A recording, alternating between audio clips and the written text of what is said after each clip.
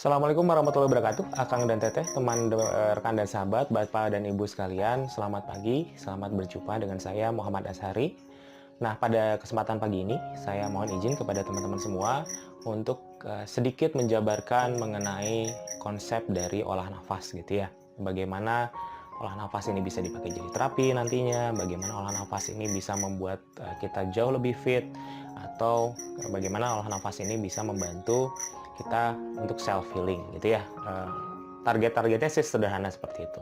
Nah, apa yang saya sampaikan di sini adalah berdasarkan pengalaman pribadi saya selama beberapa tahun melatih, selama beberapa tahun berlatih gitu ya.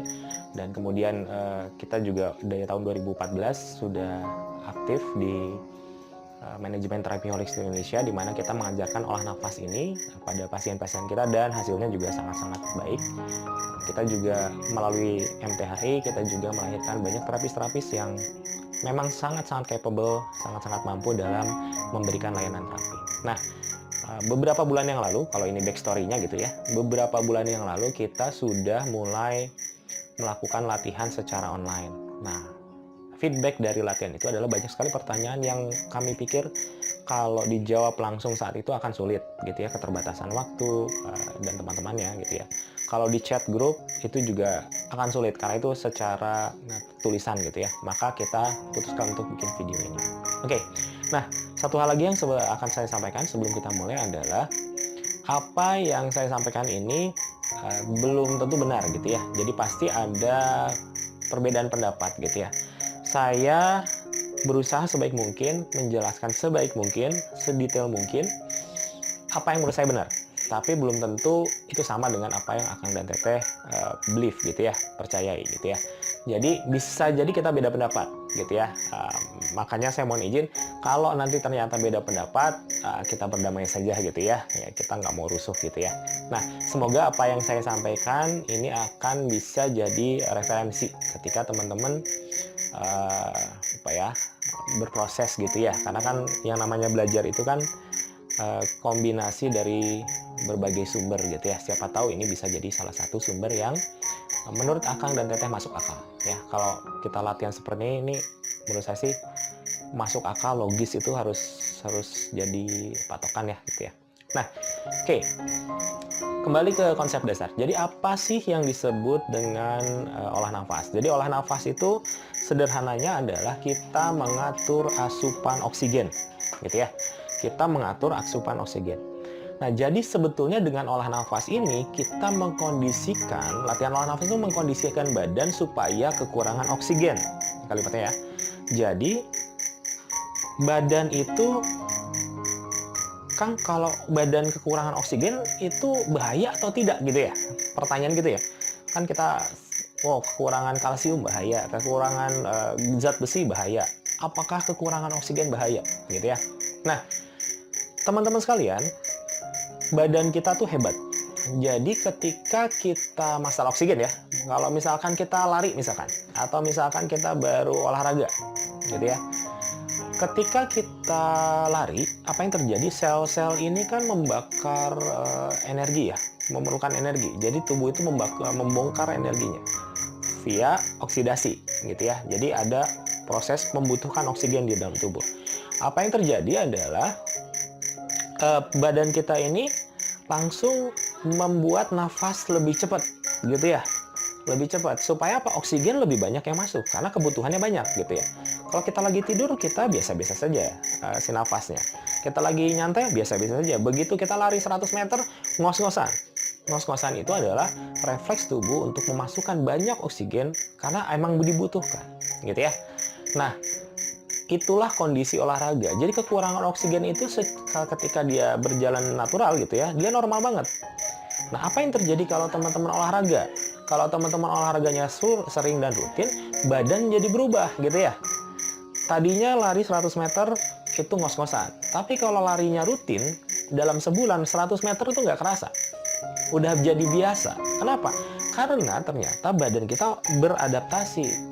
Sel-sel darah kita nambah. Si hemoglobinnya. Hemoglobin itu kan zat merah darah gitu ya, untuk ngikat oksigen. Jadi badannya tanda kutip berubah gitu ya, untuk Karena badan tuh pintar, dia bilang, ini orang, ini badan ini butuh ini loh, butuh oksigen cepat gitu ya, maka saya harus bikin sel darah yang hemoglobinnya banyak gitu ya. Itulah mengapa atlet-atlet di Olimpiade itu kadang-kadang dia berlatih di pegunungan tinggi. Nah, apa ini hubungannya sama apa ya, hemoglobin gitu ya? Ketika mereka itu berlatih di pegunungan yang tinggi, di dataran tinggi, itu oksigen lebih tipis. Jumlah oksigen itu tidak sebanyak di pantai, tidak sebanyak di dataran rendah gitu ya.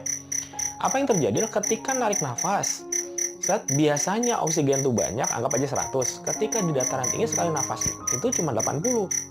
Apa yang terjadi? Kekurangan oksigen. Nah, ketika dia lari sprint di dataran rendah biasa gitu ya. Begitu di dataran tinggi akan sulit nafasnya. Apa yang terjadi adalah badan ini akan memproduksi lagi lebih banyak lagi sel darah yang punya hemoglobin yang lebih berkualitas, lebih banyak dan lebih berkualitas. Sehingga beradaptasilah gitu ya. Ketika atlet-atlet ini turun gunung gitu ya, tanda kutip mulai bertanding, dia sudah badannya punya hemoglobin jauh lebih banyak dari orang yang normal. Jauh lebih banyak dari atlet yang latihannya di tempat yang dataran rendah. Apa yang terjadi ketika dia berakselerasi, ketika dia beraktivitas, maka dia akan punya rasio penangkapan oksigen yang sangat cepat. Dan ini sebuah keunggulan, kan gitu ya. Jadi nggak cepet capek lah, kira-kira gitu ya. Nah, Kang, ngapain ngobrolin tentang atlet? Apa hubungannya tadi sama olah nafas? Nah, kalau olah nafas ini sebetulnya proses untuk menciptakan kondisi kekurangan oksigen yang sama dengan kita latihan. Kalau olahraga mah badannya biasa nih, terus jadi punya kebutuhan besar terhadap oksigen karena ada otot yang bergerak. Nafasnya tidak diatur, kan gitu ya. Suplainya jadi banyak, tapi supply-nya dibanyak gitu ya.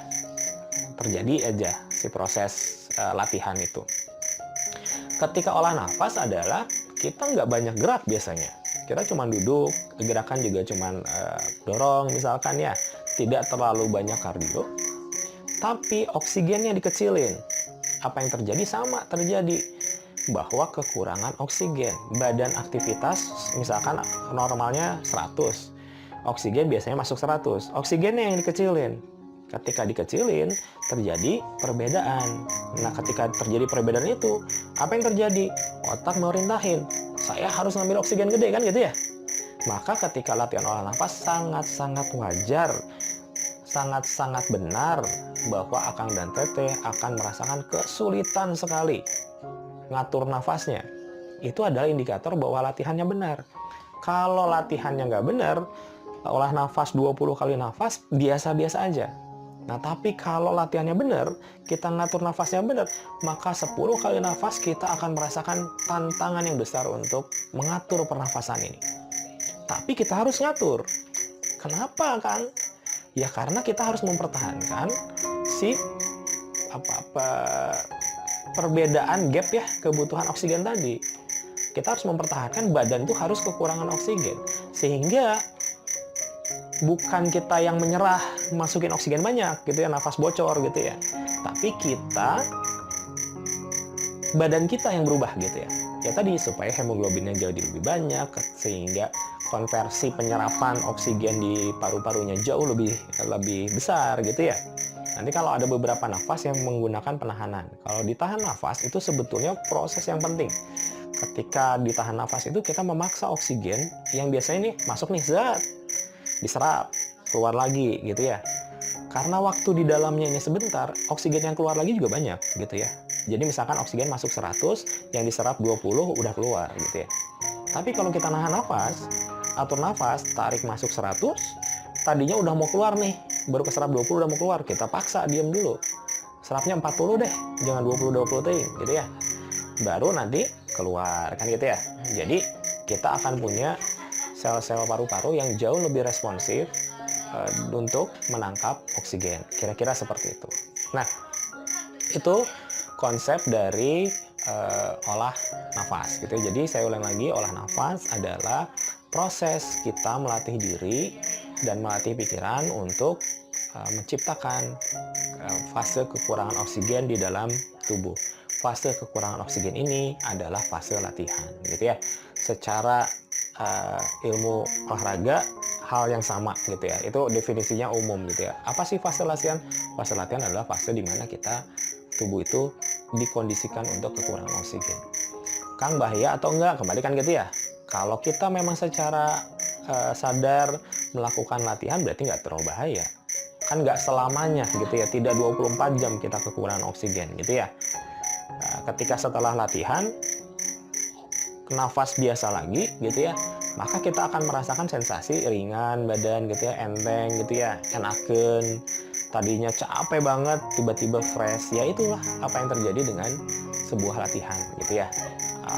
Seberat-beratnya latihan, maka percayalah pada akhir latihan, hanya 5 menit setelah latihan, badan teman-teman akan jauh lebih segar dibandingkan sebelum latihan. Nah, itu yang poin-poin di awal yang pengen saya sampaikan ya. Jadi supaya kita satu visi dulu, satu persepsi bahwa apa sih yang disebut olah nafas. Jadi olah nafas itu jauh dari klinik, jauh dari yang olah nafas saja gitu ya. Dan olah nafas adalah sesuatu yang sangat universal. Teknik-teknik nafas yang kita pakai, misalkan nafas dada, diafragma, terus nafas perut gitu ya, itu udah sangat umum dipakai untuk berlatih di berbagai belahan dunia gitu ya. Jadi tidak bisa saya klaim nafas perut itu punya saya gitu, nggak bisa begitu gitu ya. Nafas semua juga orang juga nafas gitu ya. Dan apa yang kita latih saat ini nanti gitu ya, ketika kita mulai beranjak ke sesi latihan, apa yang kita latih itu sangat universal. Nah, saking sangat universalnya, ini bisa dilatih oleh siapa saja. Kang, usia berapa bisa mulai berlatih olah nafas? Semudah mungkin, muda juga bisa gitu ya. Seberapa muda adalah ketika anak ini bisa mengerti instruksi. Ya, ngerti tarik, ngerti tahan, ngerti buang, dan bisa ngikutin gitu ya. Nah, jadi mungkin usia 5 tahun, 6 tahun udah sangat-sangat bisa gitu ya untuk berlatih olah nafas. Kang, apa sih yang harus disiapkan ketika kita pengen latihan olah nafas gitu ya? Ini pertanyaan banyak banget nih, karena kayaknya olah nafas tuh kayaknya harus gimana gitu. Apa yang harus disiapkan adalah simple. Ya, waktu sih sebetulnya ya. Tapi kadang-kadang orang-orang ini kalau mau latihan olah nafas mikirnya saya mau latihan 1 jam. Saya mau latihan 3 jam. Saya harus di tempat yang bersih. Saya harus pagi-pagi banget ketika matahari baru bersinar. Saya harus pas tengah malam gitu ya. Kadang-kadang bikin ribet sendiri. Nah, teman-teman sekalian, saya pengen kasih satu tanda kutip quotes gitu ya. Satu poin penting. Latihan olah nafas yang terbaik itu adalah latihan yang dilakukan. Kalimatnya itu ya. Saya ulang lagi ya. Latihan apa sih yang terbaik? Latihan olah nafas yang terbaik adalah latihan yang dilakukan. Bukan yang didiskusikan, bukan yang diwacanakan gitu ya. Lakukan saja dulu. Ya, sama kayak latihan berjalan gitu ya, atau naik sepeda, udah naik aja dulu. Kamu jatuh itu wajar. Kamu nggak harus pakai sepeda yang paling bagus buat belajar naik sepeda, nggak usah. Yang ada aja udah pakai gitu ya. Jadi teman-teman sekalian, berapa lama Kang saya harus latihan nafas? Nggak usah dipikirin itu mah. Ya, 1 kali nafas, 2 kali nafas udah oke kok. Asal kamu bener latihannya gitu ya. Asal kamu bener meniatkan dan melakukan. Durasi jadi 5 menit, jadi 10 menit, atau jadi 30 menit, itu mah tergantung nanti. Nanti akan naik dengan sendirinya. Bajunya harus apa Kang? Apakah harus pakai baju katun yang nyerap keringat? Atau boleh nggak saya buka baju? Atau boleh nggak? Atau pakai jaket gimana Kang? Pakai jeans gimana? Itu mah hal-hal non teknis banget yang sebetulnya nggak penting gitu ya. Jadi teman-teman sebetulnya selama bisa meluangkan waktu 5 menit, atur nafas dimanapun itu, maka itu adalah latihan yang terbaik. Ya, karena latihan yang terbaik adalah latihan yang dilakukan. Oke. Itu yang poin kedua yang saya sampaikan gitu ya. Jadi kalau latihan nafas itu simpel banget, nggak ribet gitu ya, bisa di mana aja. Tapi gitu ya, ada tapinya nih. Waduh Kang, ada tapinya. Ada satu hal yang saya ingin sampaikan, ketika kita berlatih, saya sih pengennya teman-teman semua, kita semua bareng-bareng latihan tuh efektif. Jangan sampai kita itu latihan 5 menit atau 10 menit, tapi hasilnya nggak sepadan dengan 5 menit investasi itu, gitu ya. Apalagi udah latihan 3 jam, tapi hasilnya gitu-gitu aja, gitu ya. Nah, yang saya pengen sampaikan adalah kita kalau berlatih itu harus tanda kutip sedikit cerdas, ya. Kita cuma punya 10 menit nih, gimana memaksimalkan 10 menit ini? Ini adalah sesuatu yang menjadi tantangan, gitu ya. Nah, saya berusaha menawarkan tanda kutip pengalaman kali ya, gitu ya. Saya akan sampaikan tips dan trik seperti apa sih yang bisa kita lakukan sehingga latihan kita jadi jauh-jauh lebih efektif. 5 menit oke, hasilnya dahsyat. 10 menit lebih oke lagi, hasilnya dahsyat. Mau 1 jam sangat-sangat oke, hasilnya harus sangat-sangat dahsyat. Kira-kira gitu ya. Nah, ada satu tips pertama nih kalau mau dicatat-catat gitu ya. Satu tips pertama ketika kita latihan olah nafas, quotes-nya adalah seperti ini. Latihan nafas itu hanya 1 nafas saja. Ya. Latihan nafas itu hanya 1 nafas saja. Loh kan latihannya 5 menit, masa 5 menit 1 nafas gitu ya? Nggak mungkin saya nahan nafas 5 menit. Oke. Terjemahannya begini. Akang dan Teteh, Bapak dan Ibu, teman rekan dan sahabat, ketika kita latihan olah nafas, pikiran kita, fokus kita, perasaan, feel semua, itu hanya harus berfokus pada 1 nafas saja, yaitu nafas yang sedang dilakukan. Nah, jadi pikiran perasaan kita tuh ada di saat itu, ada di nafas yang ini gitu, yang sedang ditarik ini, yang sedang ditahan ini, yang sedang dibuang ini. Itu aja. Ya, jadi quotes pertama, tips pertama adalah pikiran perasaan harus ada di nafas yang sedang dilakukan. Bukan yang telah dilakukan. Kadang-kadang kalau latihan itu banyaknya gini. Aduh nih, nafasnya nggak bagus nih. Napas narik nafas berikutnya, aduh tadi gimana ya gitu. Jadi masih mikirin yang belakang gitu. Sehingga yang sekarang jadi nggak maksimal karena mikirinnya yang belakang gitu ya. Atau mikirin yang depan. Contoh gini, yuk kita sekarang latihan setengah jam. Misalkan kita latihan begitu ya, setengah jam. Belum mulai aja, mikir setengah jam. Aduh bakal capek, nafas bakal bener atau enggak. Wah segala macam pikiran tuh. Nah itu mikirin yang depan. Nah, ini adalah 2 hal yang sangat umum ditemukan ketika kita berlatih dan ini sangat-sangat menurut saya menguras energi pikiran yang buat hal yang nggak penting gitu ya. Yang sudah mah ya sudah, yang belum datang mah biarkan saja, nanti juga datang sendiri. Yang penting yang sekarang harus yang paling bagus. Definisi paling bagusnya gimana, Kang? Tips yang kedua nih, ketika berlatih olah nafas, maka untuk awal-awal nih ya, jadi kan latihan olah nafas ada berstep-step ya, ada yang beginner banget, awal banget, nanti dia naik gitu ya. Maka fokus buat teman-teman, anggaplah kita bareng-bareng semua di awal, buat awal-awal itu fokuslah pada teknik nafas gitu ya. Karena itu yang paling gampang. Kita nggak akan ngobrol tuh, fokus pada aliran energi, fokus pada hawa panas, hawa dingin, wah itu mah kejauhan lah gitu ya. Jadi untuk level awal, maka fokuslah pada teknik nafas. Bagaimana teman-teman narik, gimana teman-teman nahan, gimana teman-teman buang. Itu aja dulu. Karena ini adalah basic fundamental. Apalagi yang belum punya basic olah nafas, belum pernah latihan lah gitu ya. Kalau belum pernah latihan, teknik-teknik ini penting karena ini harus dibiasakan. Dan dibiasakan itu bukan dihafalkan, tapi badannya harus secara natural mengadaptasi itu. Jadi badannya yang belajar, otot-otot yang belajar. Gimana sih narik nafas, gimana sih nahan nafas, gimana sih buang nafas. Itu harus otot yang belajar. Dan itu nggak ada lagi caranya selain pembiasaan. Nah, ketika kita membiasakan dengan nafas yang benar, akan terbiasa bernafas benar. Kalau kita terbiasa asal-asalan narik nafas, asal-asalan nahan, asal-asalan buang, maka kita akan terbiasa asal-asalan. Sehingga ya nggak akan maksimal akhirnya. Mungkin step pertama, step kedua masih bisa. Tapi step ketiga, tekor. Karena tidak terbiasa bernafas dengan baik. Maka, apa yang harus kita lakukan adalah kita review lagi. Kalau yang udah biasa gitu ya, kita review lagi nafas kita ini seperti apa sih. Karena ini esensial banget gitu ya.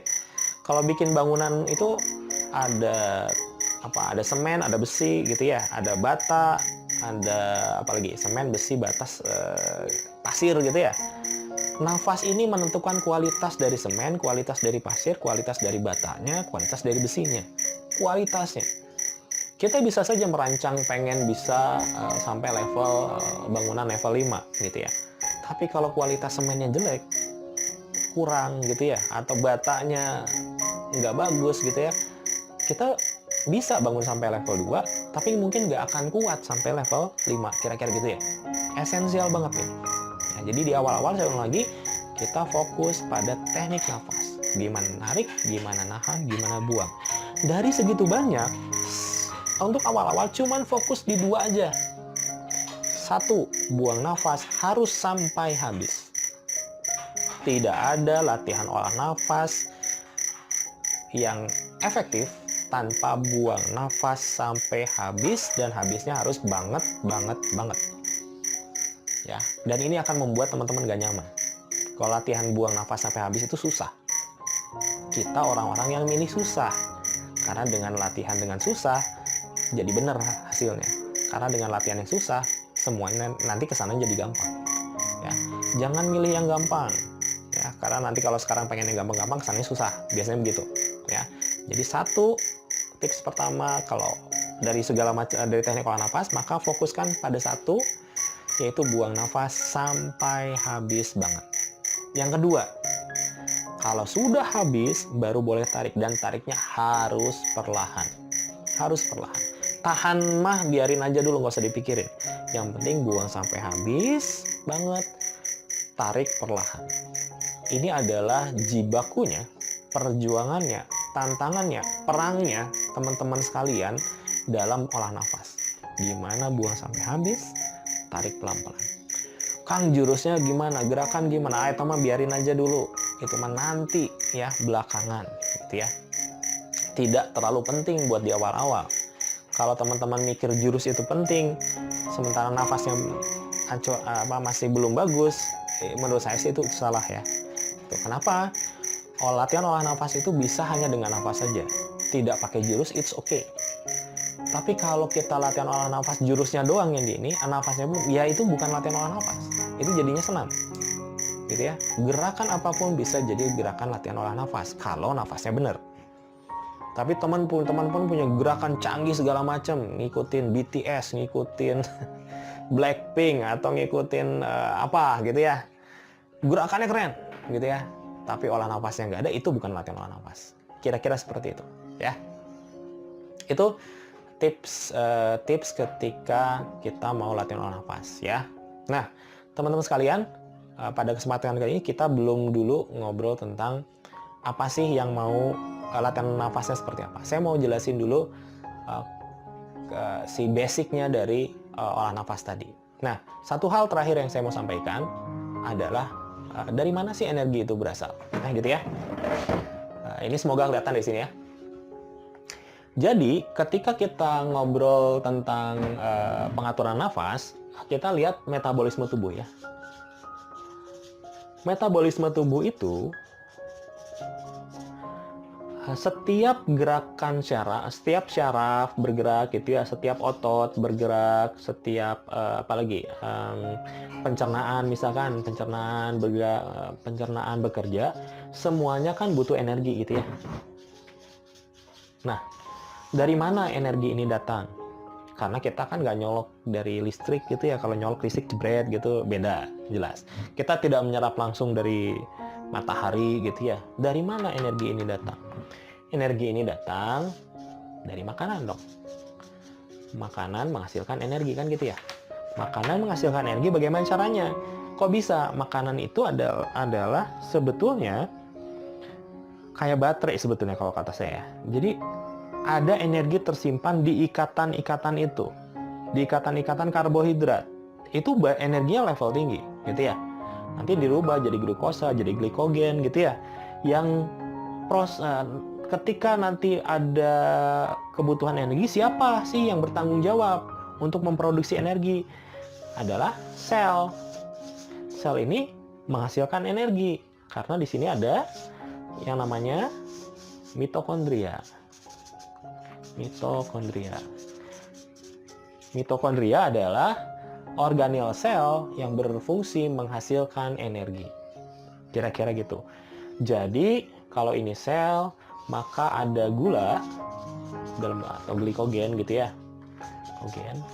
Jadi kalau kita makannya karbohidrat sama pencernaan, sama mulut, sama lambung, sama usus itu dirubah jadi kecil-kecil dulu dalam bentuk sugar biasanya ya. Gula itu masuk ke dalam sitoplasma sel. Ketika di sitoplasma terjadi reaksi menghasilkan energi juga. Terus masuk lagi ke dalam mitokondria, ini menghasilkan energi juga. Nanti panjang ceritanya, ada siklus Krebs berapa apa, terus ada aerob, ada anaerob gitu ya. Pada dasarnya adalah si mitokondria ini akan mengeluarkan tanda kutip yang namanya ATP.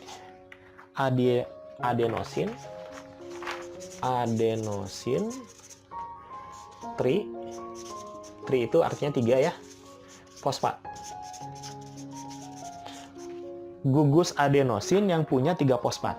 Jadi anggaplah ada begini gitu. Terus ada di sini ada fosfat, di sini ada fosfat, di sini ada fosfat. Adenosin, ini adenosinnya, trifosfat, 3 fosfat. Ini yang dikeluarin oleh si proses di sel ini, ya. Kok keluarnya gitu, Kang? Dari mana energinya, gitu ya? Nah, ini adalah molekul berenergi tinggi. Dia punya energi besar di ikatan fosfat ini. Anggaplah kayak petasan, ya. Kalau kita punya mesiu, kenapa sih? Kan itu cuman kayak pasir. Tiba-tiba kalau kena di-ignite gitu ya, di-ignite itu bahasa Indonesia apa ya? Disulut gitu ya. Kok bisa keluar energi besar gitu ya. Nah, atau misalkan jangan gitu deh, gula aja. Gula kalau teman-teman gula dibakar itu ya, kalau dikasih kapas dulu gitu, itu kan bisa ngeluarin energi besar. Karena memang di dalam ikatan gula itu ikatannya berenergi tinggi. Nanti energinya keluar, dia akan jadi molekul energi rendah. Contohnya karbon. Karbon itu nggak bisa diapa-apain lagi, itu udah residu karena emang energinya udah paling rendah gitu ya. Energinya udah keluar dalam bentuk panas. Nah, di tubuh kita ada ADP ini, adenosine trifosfat. Ketika salah satu ikatan ini lepas, fosfatnya hilang gitu fosfatnya lepas gitu, maka dia akan mengeluarkan yang namanya energi. Energi inilah yang dipakai oleh tubuh kita untuk menggerakkan saraf, otot, dan segala macam aktivitas di tubuh, termasuk regenerasi sel, termasuk juga dia sistem imun dan teman-temannya. Energi ini. Sehingga apa yang terjadi? Si gugus adenosin ini cuman jadi punya 2 fosfat gitu ya. Makanya disebut dengan adenosin difosfat. Di itu artinya kan 2 ya. Jadi adenosin punya 2 fosfat. Nah, adenosin 2 fosfat ini nanti akan dimetabolisme masuk lagi ke sel.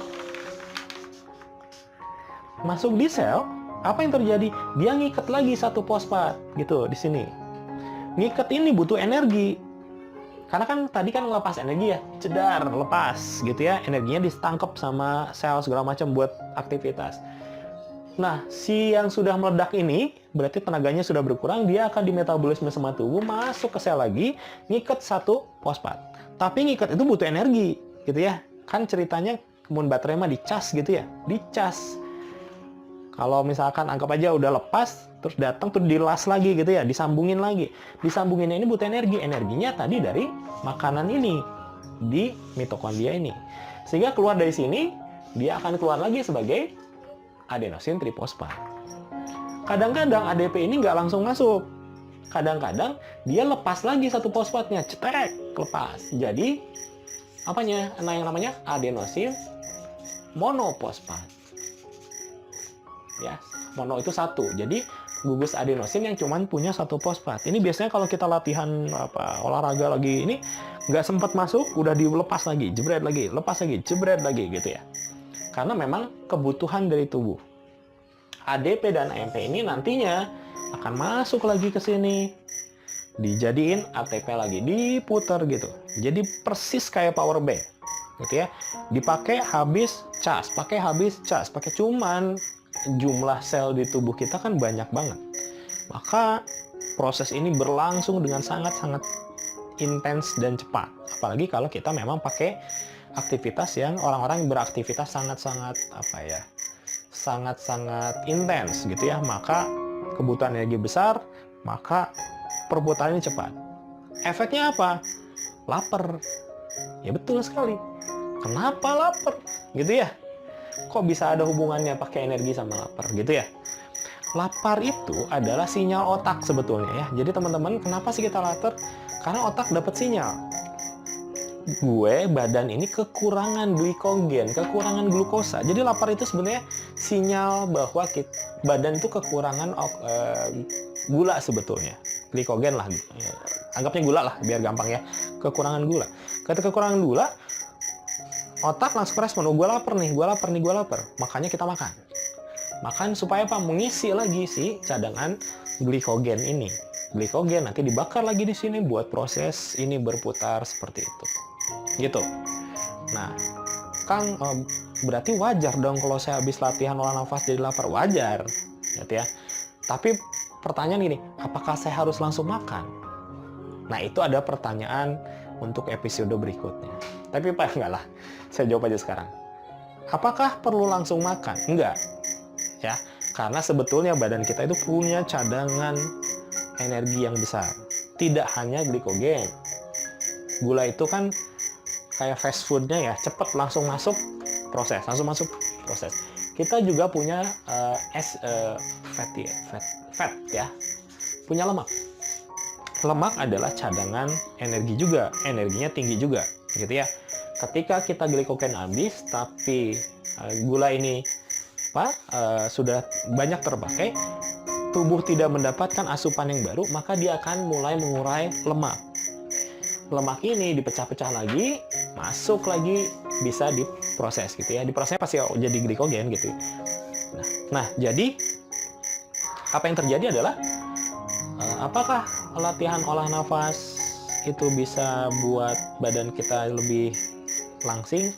Harusnya bisa ya, karena latihan olah nafas itu sama dengan olahraga biasa. Kalau olahraga biasa itu bisa bikin badan metabolisme kita bagus, membuat badan kita membakar kalori, ya menghasilkan kalori gitu ya, membakar glikogen sama lemak.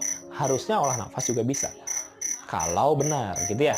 Nah, pada kesempatan kali ini saya pengen sampaikan, mohon izin ke teman-teman, kalau memang berminat, kita akan berlatih olah nafas dengan teknik yang sederhana, tapi dalam gitu ya, yang latihan-latihan yang memang bisa dilatih, tidak harus punya ke gym gitu ya, tidak harus punya fasilitas ruang khusus atau apa, tapi kita akan pastikan latihannya adalah harus latihan yang efektif, karena 10 menit waktu teman-teman itu sesuatu yang sangat berharga, yang tidak bisa kembali lagi.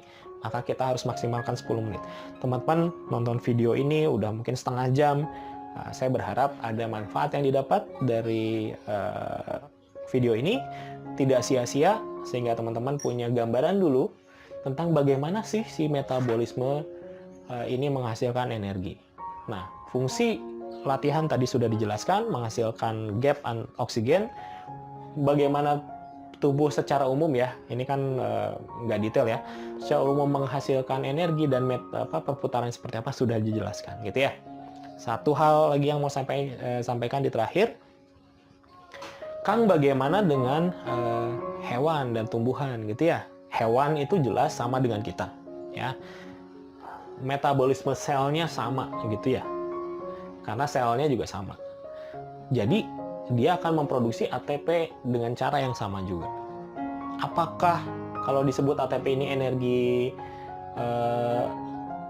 tanda kutip tenaga dalam, maka kucing pun punya tenaga dalam, gajah pun punya tenaga dalam, semut pun punya tenaga dalam, punya energi semuanya.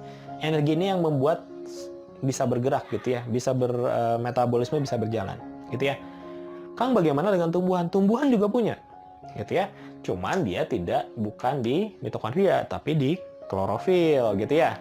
Klorofil itu keren banget tuh. Dia menyimpan energi dari matahari dalam bentuk ikatan sel gitu ya. Dia menghasilkan bukan glukosa terus nanti dirubah jadi karbohidrat gitu ya. Itu juga sel itu adalah molekul yang berenergi tinggi gitu ya. Jadi tanaman juga punya metabolisme yang mungkin sedikit berbeda dengan ini, tapi dia juga menggunakan ATP. Perbedaannya antara hewan, tumbuhan sama manusia adalah kita punya kesadaran untuk mengatur gitu ya. Kalau tanaman saya belum tahu gimana ya detail, apa saya ngobrol sama tanaman saya belum gitu ya. Tapi menurut saya tanaman mungkin meregulasinya sesuai dengan defaultnya gitu ya. Kalau sinar matahari banyak, maka dia akan nyerap banyak otomatis, penguapan dan teman-temannya gitu ya. Kalau kucing, mungkin kalau kucing lari ya, saya belum pernah lihat kucing lari terus ngatur nafas gitu ya. Saya belum pernah lihat cheetah lari terus ngatur nafas gitu ya. Pasti ngos-ngosan gitu ya. Nah, keunggulan dari manusia adalah kita nih punya keunggulan bisa mengatur nafas ini. Sehingga kita bisa mengatur bagaimana tubuh ini beradaptasi, tanda kutip berubah gitu ya. Kita mengkondisikan tubuh untuk berubah. Nah, inilah yang kita punyai, yang menurut saya kalau kita ulik gitu ya, akan sangat-sangat kaya manfaat gitu ya, bermanfaat. Minimal jadi lebih sehat lah gitu ya. Kalau nggak langsing pun jadi lebih sehat lah gitu ya.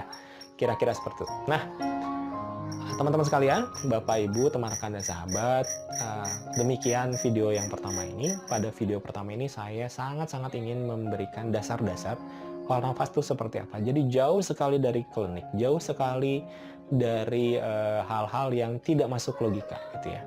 Kita latihan tuh semuanya logis gitu ya. Bisa dilakukan oleh siapa aja, bahkan tidak harus bertemu juga bisa gitu ya. Karena selama teman-teman lakukan step by step pasti bisa. Tidak peduli Akang dan Teteh itu lokasi di mana, latar belakangnya apa gitu ya, semuanya pasti bisa gitu ya. Semoga dengan video ini memberikan pencerahan, semoga menjadi bahan supaya teman-teman semua bisa konsisten untuk mulai melatih gitu ya. Karena yang mahal itu bukan jurusnya sih ya. Ketika berlatih yang mahalnya konsistensinya ya. Jadi ketika Akang dan Teteh bisa konsisten, itu adalah sesuatu yang sangat-sangat perlu diapresiasi, gitu ya. Karena konsisten itu mahal. Nah, teman-teman sekalian, kita akan jumpa lagi di video berikutnya. Di video-video berikutnya, kita akan mulai dengan tekniknya, nafas itu seperti apa. Kita akan tekankan lagi tips-tipsnya seperti apa. Karena saya bersama teman-teman di sini sangat-sangat menghargai waktu teman-teman.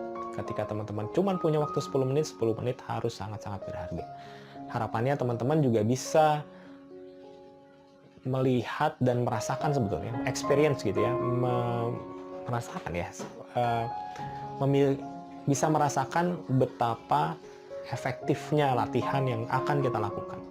Dan ketika teman-teman merasakan manfaatnya, saya sih sebetulnya berharap teman-teman ngajarin lagi gitu ya, share aja videonya, atau misalkan latih gitu ya. Teman-teman semua bisa jadi pelatih kok, karena materinya gampang gitu ya. Latih ke orang lain. Siapa tahu video ini, siapa tahu latihan yang sederhana itu bisa jadi solusi buat keluhan penyakit yang diderita oleh saudara kita, misalkan gitu ya. Kita nggak tahu ya. Misalkan saya ngajarin ke Bapak dan Ibu via video. Bapak dan Ibu mungkin latihan terus merasa manfaat, nge-share videonya. Ketika Bapak dan Ibu share gitu ya, ada orang yang lihat. Dari 1.000 orang yang lihat mungkin cuma 1 yang latihan. Gitu ya. Dari 1 orang yang latihan ternyata dia konsisten misalkan gitu ya. Dia bisa dalam waktu tidak lama bisa jadi terapis, bisa ngebantu lingkungan sekitar. Saya pikir share-nya Ibu yang cuman Ibu Bapak, Akang Teteh, teman sahabat yang mungkin cuma 1 klik.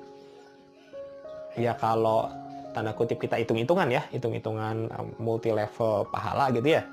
Kayaknya sih ada andil gitu ya. Dari share-nya aja kalau itu di sana ngasih manfaat, maka kayaknya sih kita dapat kecipratan berkah kalimat kayak gitu ya. Karena ilmunya lewat kita. Kira-kira gitu. Ya. Jadi jangan takut, jangan khawatir untuk mengajarkan lagi kalimat itu. Karena yang gini itu sebetulnya mudah, tapi masalahnya nggak semua orang tahu. Yang gini tuh mudah sebetulnya, efektif bahkan gitu ya. Kita sudah buktikan bisa buat terapi, buat Dan itu terapinya nggak 1-2 orang gitu. Ini udah ratusan orang gitu, ribuan malah kalau hitung-hitungan ya, yang berhasil alhamdulillah terbantu via metode ini. Tapi masalahnya ini tidak menarik gitu ya. Ya, secara umum kalau 1.000 orang lihat video latihan olah nafas, saya sangat yakin kurang dari 10 orang yang akan konsisten. Tapi nggak apa-apa, karena memang kita harus contohin gitu ya. Makanya saya dan teman-teman memaksakan diri untuk membuka ini, supaya ya udah saatnya harus di-share luas gitu ya. Karena kalau kita cuman latihan offline di suatu tempat aja, yang dapat manfaat cuma sedikit gitu ya. Nah, jadi saya dan teman-teman memastikan bahwa video-video mengenai olah nafas ini akan sangat-sangat mudah diikuti, instruksional, sehingga karena memang desainnya dari awal untuk siapapun bisa belajar dari tempatnya masing-masing. Selama punya kuota, teman-teman bisa punya akses ke video-video yang memang kita desain untuk menjadikan teman-teman punya kemampuan lebih sehat, punya kemampuan lebih buat bantu dalam masalah minimal terapi kesehatan. Kira-kira gitu ya. Oke, terima kasih sudah bersama saya selama 41 menit. Pada video ini kita cukupkan sekian, kita akan berjumpa kembali pada video berikutnya. Terima kasih atas perhatiannya. Saya Muhammad Ashari, undur diri. Assalamualaikum warahmatullahi wabarakatuh.